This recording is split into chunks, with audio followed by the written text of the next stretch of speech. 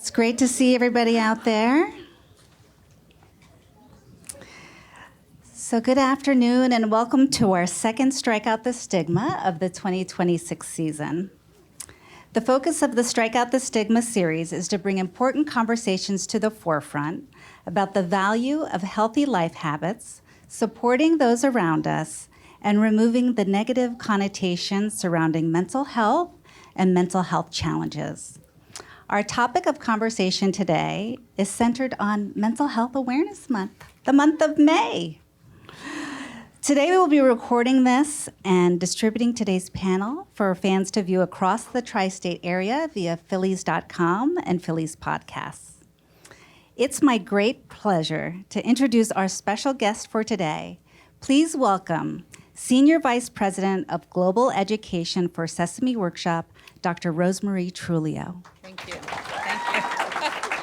Thank you. Dr. Rosemarie, it is so great to have you join us today. Can you share a little bit about your role with SESAME Workshop? Sure. So I am a developmental psychologist, and my role, and I've been with the workshop for 29 years, so I've been there a long, long time. And my role with my team is to always look for what are the critical needs of children and their families, they're caring adults who support them. So Sesame Street is based on what we call a whole child school readiness program. But school readiness is not just your academic skills. It is also about social and emotional needs of children and developing those skills, as well as their health needs. And we're always looking for either the critical needs that fall into the academic area, but what's going on in society, what's going on in children's health.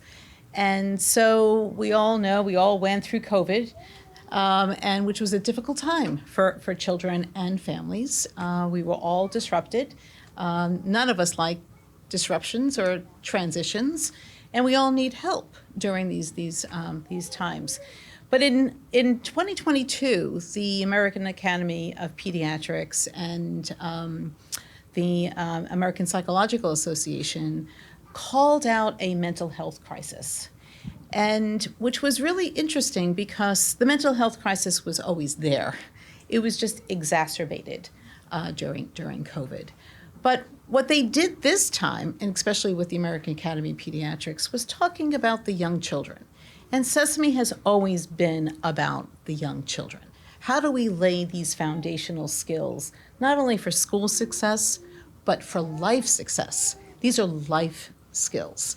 So that's what we did. We leaned into what we call emotional well-being.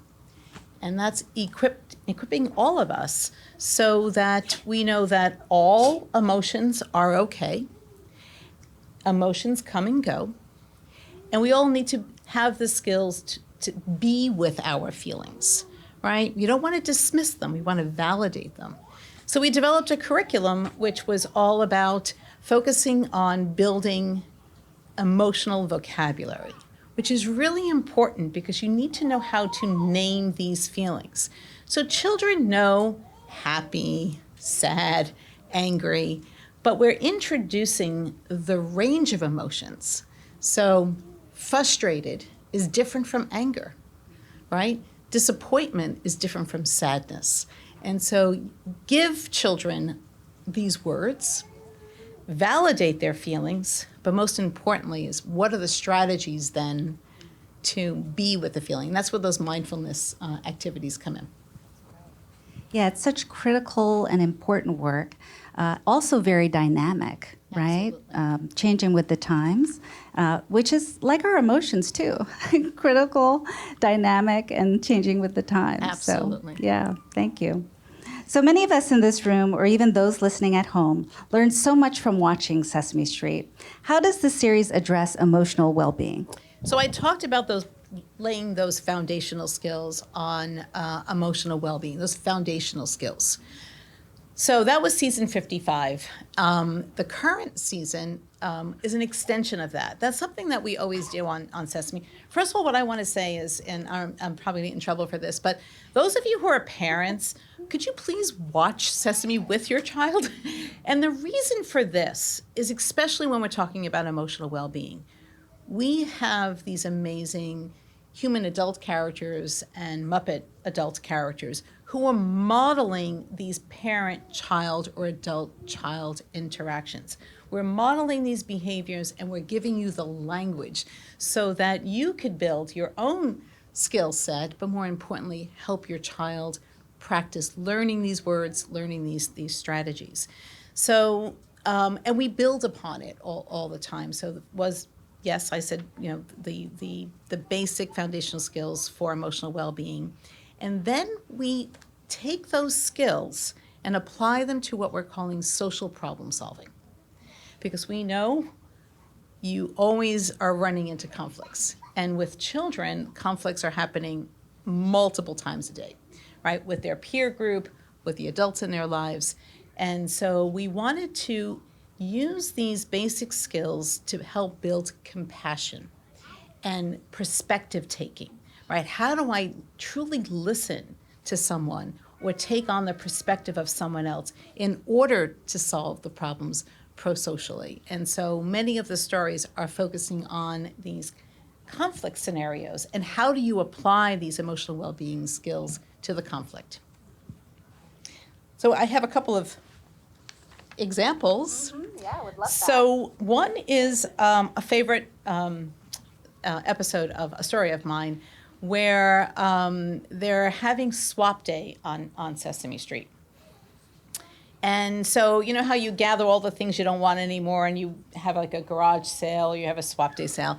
And so all the characters are gathering all their toys that they don't use anymore and putting it out there so you could swap. You take something and swap it out.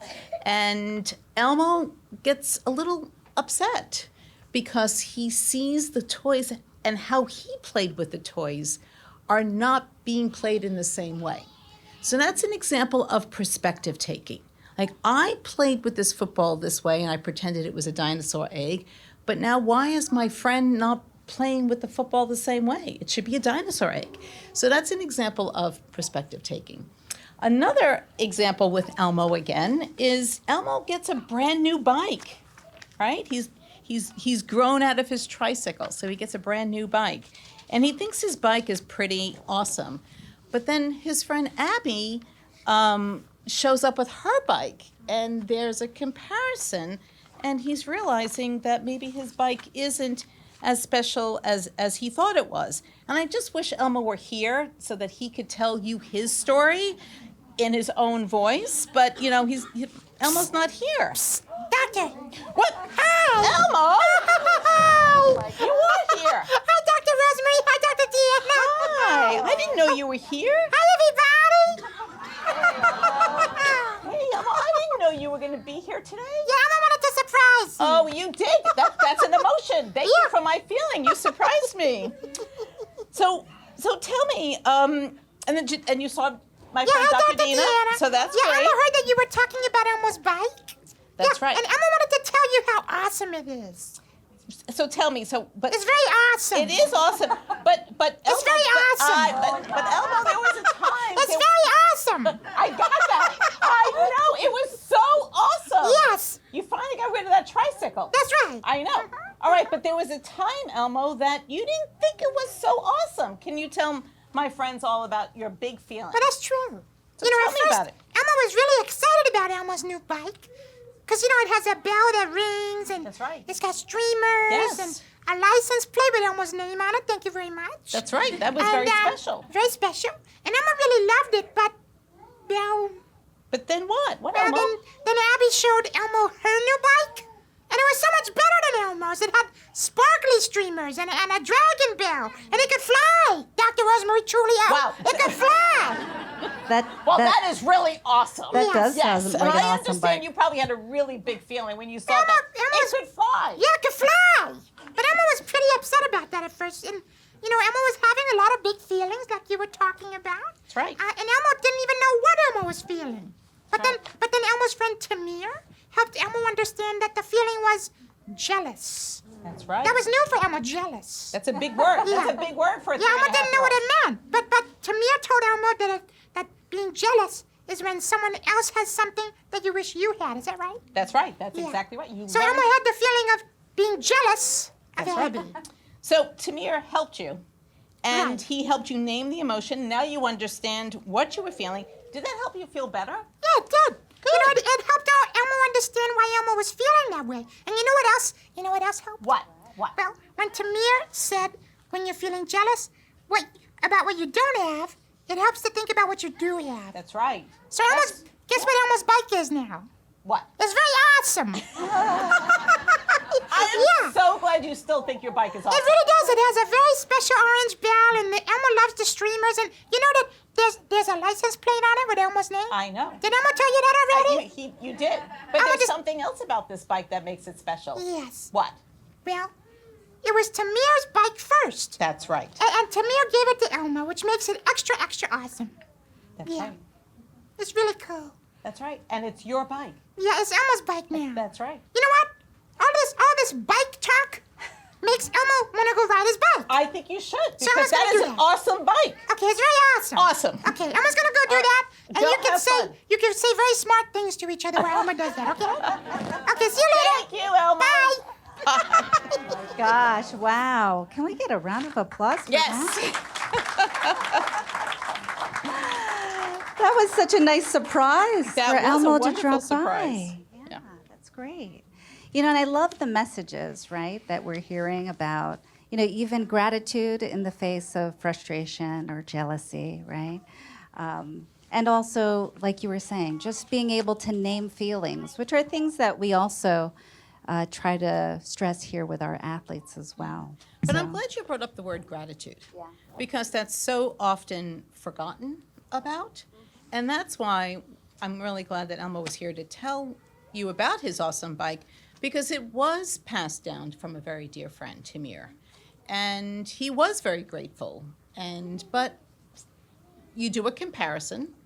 But it was really important for Elmo to learn the word jealousy, because he wasn't mad at Abby. He wasn't angry towards Abby. It's just that he wanted something similar to what Abby had, and that's what jealousy is. Yeah, it makes me think even of the, you know, having a list of words of feelings can be so helpful, not just for children, but for adults as well. Absolutely. Absolutely. So, Dr. Rosemary, we've talked about the emotional well-being of children, but the well-being of parents is just as important. What can parents do to improve their emotional well-being along with their children's? You know, we talk, when I said please watch the show with your child, because there are parenting messages, but the strategies that we're modeling work for adults. These are not child-focused strategies. These are general mindfulness strategies that help us all, because we all have big feelings. And parenting is really hard, right? It's not an easy job. And while we all want to be perfect parents, there's no such thing as perfection. And we're going to mess up. And I think we have to have what we call self-compassion, right? First of all, we have to have self-care. You're not going to be able to care. You can't care for another if you're dysregulated, right? If your gas tank is on empty, you can't then have empathy and compassion toward another. So we got to make sure we engage in self-care and self-compassion. And what's really important is we're going to mess up, but the big message here is the importance of repair. So if you do lose your patience, and this is a great example, if you go on our website, sesame.org/mental health, there's all these parenting resources and provider resources. But there's an episode where Elmo's dad, Louis, is frustrated because he's trying to build a shelf and it's not going well. And he's getting really, really frustrated and he's having really, really big feelings. And Elmo thinks that Elmo did something wrong, right? Because Daddy's not being as playful as he usually is. And so Louis has to stop and realize, well, wait a minute, this is not about you, Elmo. Daddy's having a big feeling, and I need to take a moment. But most importantly, he has to repair that relationship with, and to say, I'm sorry. This was about me. This was not about you. And I think that's what's really important, to come back and have that repair moment. Yeah, it's so key, right, that parents model, some of what you're talking about, like recognizing their own emotions. That's right. Right? But I love that too, in the end, to also be able to say, I'm sorry. I think in my conversations, sometimes in therapy, we see folks where it was hard for their caregivers to say sorry, Right. For one reason or another. Right. But to say sorry and label why you're sorry, not just sorry, right? Because that's not meaningful, right? I'm sorry because I did lose my patience, or I yelled and I didn't mean to yell, right? Yeah, and I also love the message about compassion, self-compassion, right? One of the things that I often say, during these panels is that, and in, my sessions with clients and athletes is, compassion without the self is incomplete. Right. And so we have to remember if that we value being a compassionate person, that we also have to remember that in that sphere of being compassionate towards others, that we have to include ourselves in that Right. too. The other, if I could just build on compassion. So compassion comes after empathy, right? Empathy is really about, I need to take on the perspective of someone else. So compassion is then doing the act, but then asking, how can I help? And so it's called the platinum rule, right? So I can't help you the way I want to be helped. I need to help you the way you want to be helped. And that's that perspective taking, like you were saying Absolutely. before, which is really key messages here. Absolutely. Yeah. Absolutely. Dr. Rosemary, childhood and adolescence are critical years for identity development. Some of SESAME's campaigns, such as Love Your Mind Today and I Notice, I Feel, I Can, have done a wonderful job of highlighting the importance of emotional well-being for families. How can family members shape a child's sense of self in healthy ways? Yeah. And I think, and I just want to repeat myself, but I think a lot of what I said falls into this, answering this question, because we're giving messages to our children, right? And so that's where that validation comes in, and these strategies, and to help them understand that all emotions are okay, and that lesson of being with your emotion, but giving them the strategies and the tools. Because you just can't say be with your emotion. What strategies am I going to use to be with my emotions, right? And this is all tied into how you think of yourself. And we want children to be their best selves and confident learners and joyful learners. It also makes me think about, conversations I've had about the duality, like having more than one emotion at the same time. Absolutely. Right? And so there's a recognition that there might be more than one emotion, but then also what can be done to manage the different emotions that are present. So many. You don't have just one emotion, usually multiple at the same time. So over the years, Sesame Street has become a beloved and trusted educational resource for children and their families by collaborating with celebrities and experts in various spaces. When it comes to emotional well-being, who are some of the partners and experts you have collaborated with? Well, I mentioned the American Academy of Pediatrics, the American Psychological Association. We have an internal education staff, but we don't have the expertise. So we're always bringing in content experts to help us. That's part of what we call the Sesame Workshop model. The role of celebrities, we want to be able to bring them in where their talent can be highlighted. And a good example is, I don't know if anyone has seen the Andrew Garfield clip, where he is talking about his own big feeling about the loss of his mother. And so that was an example of, using a celebrity for a very specific purpose. Great. Dr. Rosemary, we have many strategies that we use with the Phillies, and we have a program here called Phillies CAPS, which stands for Counseling and Psychiatric Services, when it comes to emotional well-being. During spring trainings, we spent some time with the players to talk about the importance of developing a mental health playbook, basically a set of self-regulation strategies, that can work for them. But what might work for a big league ball player might not work for a little league rookie. So everyone's different and requires their own personalized approach. Can you share with our guests some of the strategies and mindfulness activities that children can do to manage big feelings? Yeah, I love this question because we all need a toolbox of mindfulness strategies. There is no one strategy fits all approach. And for this, I like to see if Elmo can come on back and join us. Oh, Elmo! How was that bike ride? Yeah, Elmo just rode his bike around the field. Good! That is a big field. Oh my God. No, but Elmo heard you talking about, what is it, the heart breath? So Elmo, you learned a very special strategy. Yeah. It's called the heart It's called strategy. the heart breath, yeah. The heart breath, right. So can you help us? Can you show Elmo us? will show everybody how to do it. Okay, so Okay. So a heart breath is something you do when you're having a really big feeling. that's right.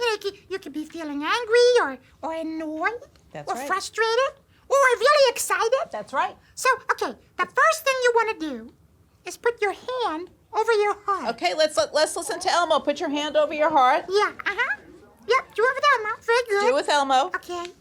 And then we'll slowly breathe in. So slowly breathe in through your nose. And then slowly out through your mouth.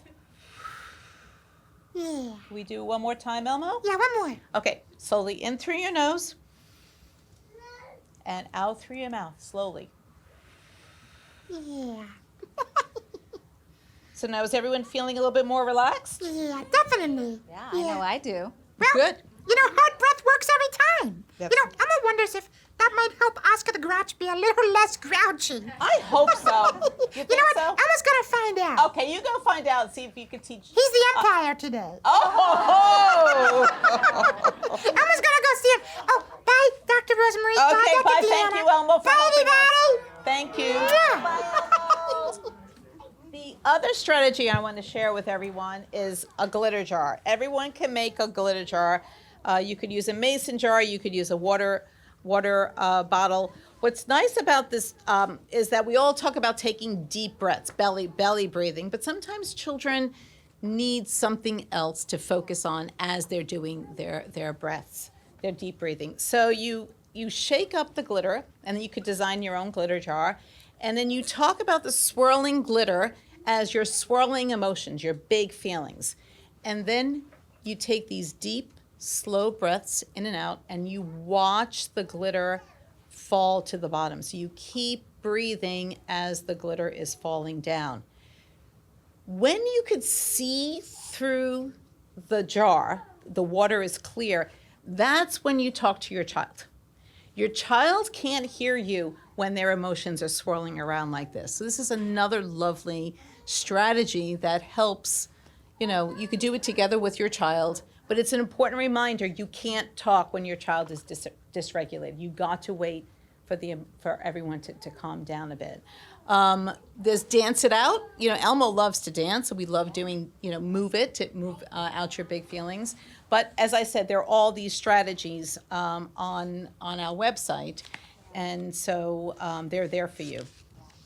That glitter jar activity looks like something that Abby would like too. Oh yeah, it's her color. Yeah. And I think it's something that parents can use too for their Absolutely. own big emotions. Absolutely. Right? Take a moment when we go to the other room and Yeah. use your glitter jar. Yeah, I love that. So we just learned about taking a heart breath, and we learned about glitter jar, but there are countless other strategies and resources that can assist with our emotional well-being. Absolutely. Athletes often use tools like grounding in high-stress moments. What are some other resources that parents or caregivers can utilize, and where can we all find them? So I mentioned go to sesame.org /mental health. And I know that there are materials that you all picked up. We have worked with the MetLife Foundation, as well as the Morgan Stanley Alliance for Children's Mental Health.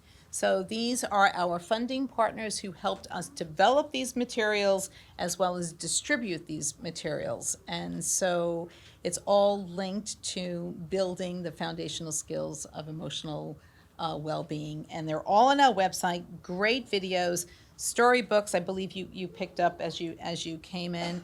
And there's another storybook that I want to bring to your attention. Sometimes these basic mindfulness strategies aren't enough, and your child needs a little extra attention. Just the way you go to a pediatrician for your physical health, you may want to go to a feelings doctor, a feelings helper, to get that extra support for mental health and emotional well-being. And there's a wonderful storybook on our website called The Feelings Helper. I love that. And, you know, I think so many of our past panels are really about the idea, because we talk about these with our athletes as well, about just as much as they're focusing on their physical health, that they have to remember that mental health is health, and that it's all important and all included, and we can't neglect one or, you know, over the other. And I think that, yeah, I love the message of just like one would go to a primary care doctor or any other doctor, Right. maybe we should also be thinking about that too, Right. about going to a feelings helper. And that we your all mind can. and your body are all connected. That's right. And so that they're not separated. Yes. Same. These are. I love it because we're all We're- conveying the same messages. Exactly. So before we let Dr. Rosemary depart, we want to ask one final question to sum everything up that we've talked about this evening. And this can also double as a call to action. If families here walk away from this panel remembering one idea about supporting children's emotional well-being, what do you hope it is? For them to convey that all emotions are okay, the importance of labeling the feeling, validating the feeling, and developing your toolbox, the toolbox of strategies to be with the feeling. And don't forget the importance of repair. Don't be afraid to repair the relationship, because that's only going to build a relationship even stronger. So that's my main message. That's your mic drop. That's my Dr. mic Chula. drop. Yeah. Well, it's wonderful to have had you here tonight, and for Elmo to stop by. I know, it was so It nice. was very amazing. Can we get a round of applause for our guests? And can we get a round of applause for you all too for coming? Yes, We appreciate yes. you so much. And we're going to end with how we always end. Go Phillies! Go Phillies! Go Phillies!